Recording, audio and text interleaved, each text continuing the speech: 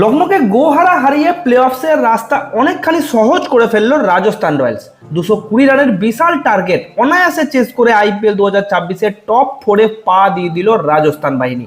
অন্যদিকে রাজস্থান জেতায় কলকাতা ও পাঞ্জাবের প্লে অফসে যাওয়ার সম্ভাবনা অনেকখানি কমে গেল।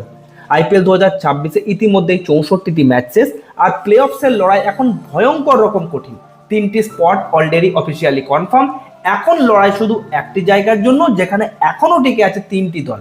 তাই আজকের এই ভিডিওতে আমরা দেখব আইপিএল 2026-এর আপডেটেড পয়েন্ট টেবিল এবং সম্পূর্ণ ডিপলি অ্যানালাইজ করব যে কোন দল যেতে পারে লাস্ট টিম হিসাবে প্লে অফসে। তাই ভিডিওটি শেষ পর্যন্ত অবশ্যই দেখবেন। আপনি কোন দলের ফ্যান কমেন্ট করে জানাবেন। ভিডিওটি ভালো লাগলে লাইক করুন, চ্যানেলটিকে সাবস্ক্রাইব করে বেল আইকনটি প্রেস করে রাখুন। গতকাল চেন্নাই ভার্সেস হায়দ্রাবাদ ম্যাচে হায়দ্রাবাদ জেতার পর প্লে অফসে 3টি স্পট অফিসিয়ালি কনফার্ম হয়ে গেছে।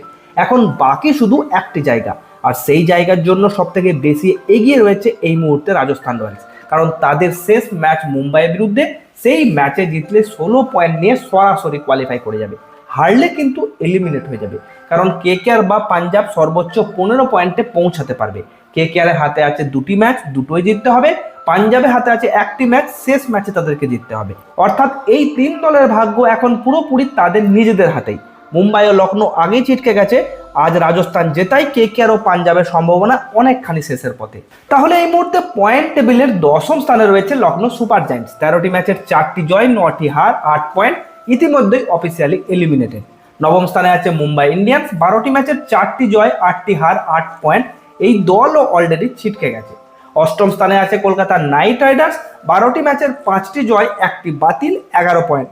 বাকি 2টি ম্যাচের 2টি জিততে হবে, তারপরও অন্য দলের ফলাফলের উপর নির্ভর করতে হবে। 7ম স্থানে আছে দিল্লি ক্যাপিটালস। 13 ম্যাচের 6টি জয়, 12 পয়েন্ট, গাণিতিকভাবে এখনো টিকে আছে, তবে বাস্তবে সুযোগ নেই, কারণ তাদের 14 পয়েন্ট হবে। 6ষ্ঠ স্থানে আছে চেন্নাই সুপার কিংস। 13 ম্যাচের 6টি জয়, 12 পয়েন্ট, প্লে অফসের আশা শেষ ম্যাচ জিতলে সর্বোচ্চ 14 পয়েন্ট হবে। পাশাপাশি কেকেআর এবং পাঞ্জাবকে হারতে হবে। 5ম স্থানে আছে পাঞ্জাব কিংস। 13টি ম্যাচের 6টি জয়, 13 পয়েন্ট, শেষ ম্যাচ জিতলে 15 পয়েন্ট হবে। তারপরও অন্য দলের ফলাফলের উপর নির্ভর করে থাকতে হবে। 4র্থ স্থানে উঠে গেছে রাজস্থান রয়্যালস। 13 ম্যাচে 7 জয়, 14 পয়েন্ট, বাকি একটি ম্যাচ জিতলেই তারা অফিসিয়ালি 16 পয়েন্ট নিয়ে কোয়ালিফাই করে যাবে। 3য় স্থানে আছে হায়দ্রাবাদ। 13 ম্যাচে 8 জয়, 16 পয়েন্ট, প্লে অফ কোয়ালিফাই করে গেছে, তবে আর একটি জিতলে টপ 2 নিশ্চিত করতে পারে।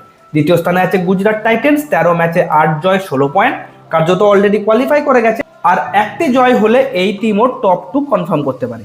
আর বন্ধুরা, এই মুহূর্তে টেবিল টপ করছে রয়্যাল চ্যালেঞ্জার্স বেঙ্গালুরু। 13 ম্যাচে 9টি জয়, 18 পয়েন্ট, দুর্দান্ত ফর্মে আরসিবি প্রথম দল হিসাবে প্লে অফসে কোয়ালিফাই করেছে অনেক দিন।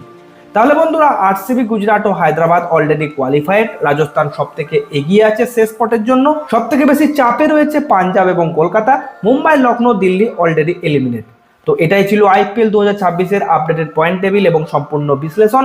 আপনার মতে কোন 4টি দল প্লে অফসে যেতে পারে কমেন্টে জানান। ভিডিওটি ভালো লাগলে লাইক করুন, চ্যানেলটিকে সাবস্ক্রাইব করতে ভুলবেন না।